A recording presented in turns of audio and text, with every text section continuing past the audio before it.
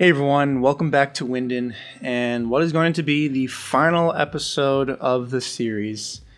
After 10 episodes now, I've decided it's time to wrap up the series and get back to Berlin Noir. So if you remember in the last episode, I talked about, maybe one or two more episodes. I was kind of planning more on 2 episodes, but having just worked on this episode, just trying to think of things to build, I was just running out of ideas and just wasn't really sure how I wanted to wrap up the series.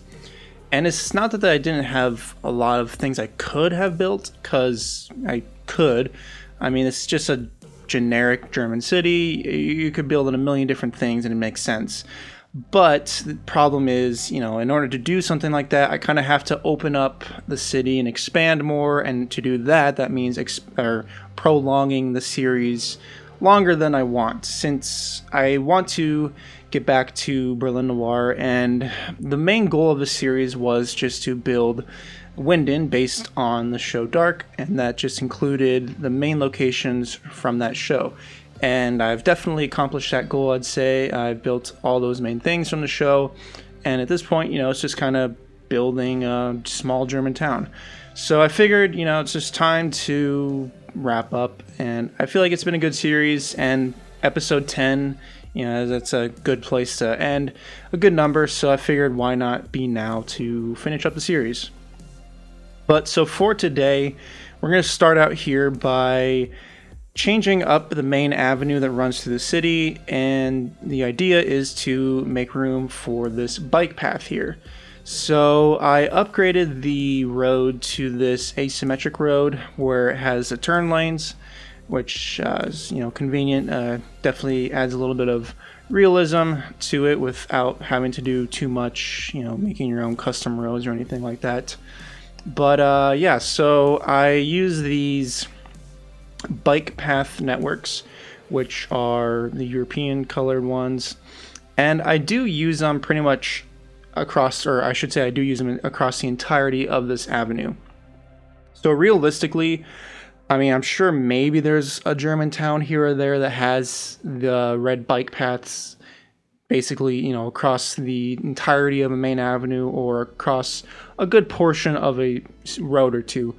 But the majority of cities that I've seen, whether they be big or small, they're just around the intersections. So just to mark, of course, for safety purposes, where the bike lane is, so bikers and drivers can be aware of everything. So just, for the safety of it all. But so I guess this is something that would be common in definitely the Netherlands. I mean, obviously, they love their cycling there a lot. That's an understatement, I guess. So this is probably something that looks a little more something that would be found somewhere in the Netherlands. And the only reason I did it like this is just because it looks cooler, I'd say, right? You have the reddish color flanking the roads, kind of adds some details, some different textures, and just makes it look a little more lively, right? So I do like that, and of course when the actual bikers start using it, it looks really cool. I mean, it's hard to dislike the end results. And I end up using the curbs there, those from using this intersection marking tool, those thick, large curves there that I use for the protected bike lanes. Those are the ones that I mentioned that I used all the way back when we built the apartments that used to be the industrial warehouses. I use those to kind of make up my own little road with just the plain pavement roads that we had there. But yeah, it definitely looks good. Again, just another level of detail. Obviously, realistically, it's definitely a nice level for added safety measures. But yeah, I like using, of course, any of these tools. So even if I use maybe a bit too much or go a little overboard in the sense of it not being super realistic, as I already said, I still think it looks good, and in the end product definitely turns out pretty nice. So to fully wrap up the series, I'm planning on a couple cinematic videos to follow this final episode. That'll come out sometime next week. One, I'm planning on just kind of being more of a generic, wrap-up video just to fully show the city. Of course, I want to show the 3 different time periods and how each location has changed, whether it be something small, like simply just the trees have grown, or, a little larger with buildings or road layouts changing, whatever it may be. So I'm going to do something more like that. But I also kind of want to do a video that will be, a little more like the show Dark. So if you're a fan of the show, since of course this was based on that show, I want to do something that'll kind of resemble that, kind of be cool. And if you've seen the show, you'd definitely enjoy that. Even if you haven't seen the show, it'll still be fun to watch a good cinematic video. So that's what I'm planning on. I'm sure something will change, whether it's small or large. Once I actually get to recording the cinematic shots for these videos, we'll see what actually happens. But in addition to that, I also want to do a first-person bus ride, or maybe a first-person car ride, something like that. Since we have a full completed city here, I might as well take advantage of that fact. And since it's pretty well detailed, hopefully we can get some good views. I'll probably want to do a first-person car ride over a bus ride. But yeah, that'll be something easy, simple enough, and that I can easily do. But yeah, I think with that, we'll be able to easily wrap up the series and give it a proper send-off. Since, this has been a nice, fun break from Berlin Noir. It's definitely taken a little longer than I initially planned. But yeah, I think it was well worth it, and just a nice break and a nice change for me to build, and also a nice change for the channel. But yeah, so I guess back to what we have going on screen again. Just messing around once again with these little bike paths. One thing that I noticed, which kind of is limiting, as you can see right here, is they get a little weird when you're around different elevation or terrain differences. So I initially wanted to have that path go along that key right there where the people are walking along the river. I wanted to have a bike path there, since that made sense and would also look pretty cool. But as you can see, as I was struggling trying to get the path to stay, on top of the road, it sinks down into whatever elevation you have, and you can go up or down, with movement and such, and it just doesn't do anything. So yeah, that's a kind of unfortunate thing with those bike paths. So I had to keep it to just normal roads. Couldn't bring it along the river or anything like that, which would probably have been a little more realistic to have that large key there have a bike path. But it's not a big deal, I guess. The main thing is the main road through the town, of course, has a bike path, since that's where going to be a lot of cars. So for the safety of everyone, you of course want to have those areas designated so you keep everyone safe. But so here we have something recommended by one of you, and that is a farmer's market. So I actually don't really have a plaza in the town really much. So that's one thing. I don't know how I missed it when I was building like the old town or just around that area. I didn't really build any sizable plaza, which is definitely not very realistic.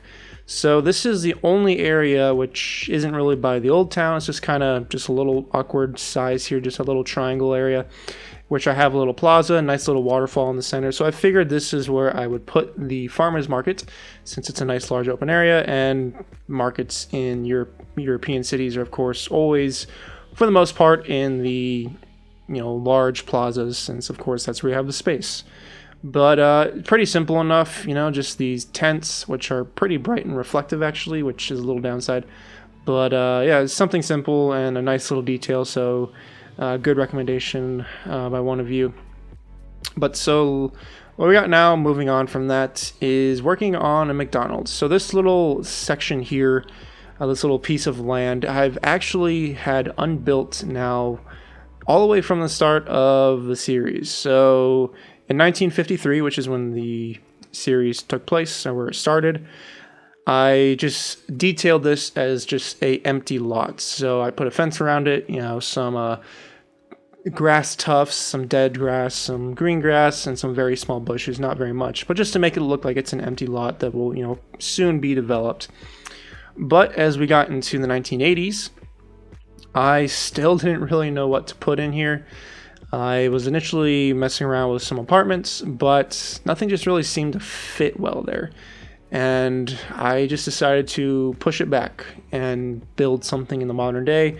I was thinking either a gas station, but since we had a gas station on the other side of the bridge, and I didn't want to have too many gas stations in the same area, it didn't really make sense from a realistic standpoint in such a small European city. So I decided to go with a good old McDonald's. So I believe this is a UK McDonald's. That's what it's modeled after. The only reason I think that is because the menu props, which I'll place pretty soon, are flipped around as if you basically have to use them only if you're driving on the you're seated in the right side of your car to be driving. Which, unless the creator just accidentally did that, that would suggest that it's a UK McDonald's. So, but I do know that McDonald's in Europe often have that green color, whereas the McDonald's in the US are red and yellow, at least for the most part. There are actually a very few McDonald's in the US. I don't know why they are this way. There's actually one in Arizona where I live, which it's actually a teal color. It's a very nice teal color. It's like a blue-green. It's very interesting. I don't know why it's like that, but it kind of looks, this is a nice, kind of like a forest green color, I would say, the McDonald's there. So it is a different color, but it looks weird seeing, you don't see the famous yellow arches that you associate with McDonald's. But yeah, so I don't know with that. But yeah, so when I was planning out this little area here and trying to squeeze in the McDonald's, I had a little trouble at first trying to figure out how I wanted to orient the building, since I, of course, needed room for the drive-through. I wanted to make it realistic, so there'd actually be a area for a line so the cars could queue up, and this is the menu there that I was talking about. Just had to convert it to PO and flip it around so then it made sense that people could view the menu then driving through the drive-through. But yeah, as you can see, I ended up just having one entrance in and out, or one entrance and exit in and out of this McDonald's, because I was originally planning to have two. You probably saw at the start of building this McDonald's that in this area here, I kind of had the green curbs kind of extended out to make it look like there was going to be another entry and exit there. But it just didn't really make sense because there wasn't a whole lot of space here to fit in the drive-through. So I just decided to make it just that tiny little parking lot area on the other side. But I think it kind of turned out better this way anyways, since when I looked at maps, or Google Maps, to look at McDonald's in some of the smaller German towns around Germany, they seem to have a whole lot of they had much smaller parking lots than the average McDonald's in the US, which definitely makes sense since I don't think McDonald's serves the quality of meats and hamburgers that Germany is used to. Yeah, obviously in the US they're low quality too, so I haven't been to a McDonald's in ages. Although, nothing wrong with McDonald's. Can't go wrong with the Big Mac at times. I don't know, it's just, it's always weird to see, at least for me as an American, to see American fast food joints in European countries or, Asia as well. I know, like, KFC, for instance, is very popular in, like, China and other Asian countries over there. But it's just always a little unusual for me because I'm always like, you guys have, like, awesome food no matter where you are. So it's like, why on earth would anyone want to go to McDonald's? And I don't know. I know obviously it's quick, fast, cheap. It's not terrible. So yeah, it makes sense still. But yeah, I don't know. It's kind of funny because of one time I've been to Europe, one thing that I actually wanted to do was go to a McDonald's or some other fast food place. And that might sound weird because obviously I want to, take advantage of the new cuisine, the new culture that I'm not used to, that I've never been to before. But, most people know that fast food joints like McDonald's or Burger King, KFC, whatever, that they have regional differences and differences per country. So in the US, they're very simple, just simple burgers, nothing special whatsoever. But I know in Italy, they can have some, variety in their dishes. Some even serve some, Italian dishes, at least Italian dishes, McDonald's style, whatever you want to call that. But that's like the reason why I wanted to, go to an American fast food place in another country, just because I wanted to see what it's like, the quality, how it changes, what other maybe more local cuisines are served. But yeah, I ended up never actually going, mostly because, like I said, you of course want to get the more authentic meals there. So why on earth would you want to go to McDonald's when you're on a vacation exploring a new country? So maybe another time, just for the pure fact of just out of curiosity, just to see what it's like. But yeah, I don't know, that's my own rant there. I don't really know, but anyways, I guess that's pretty much it for this McDonald's here. Not too much, just some quick detailing. The layout of this McDonald's, how the front just kind of is right up along the street, that's kind of very common in older McDonald's in American cities. That's just kind of the way like restaurants and small businesses were set up in like downtown areas or older parts of American cities. So yeah, I don't know if that's a very accurate way in which that's seen in Europe at all or not, but I just did that, like I said before, that I kind of wasn't really sure how I wanted to fit the McDonald's in there, and that's just kind of the best way that ended up, happening. So I just went with that, and it looks fine. But yeah, anyways, I mean, yeah, it is a McDonald's, so who cares, right? It's not that big of a deal. But anyways, yes, moving on to what we have for the final bit of today's episode as we wrap up this series. And it is a junkyard, or scrapyard, whatever you want to call it. And this is based on a location from Dark.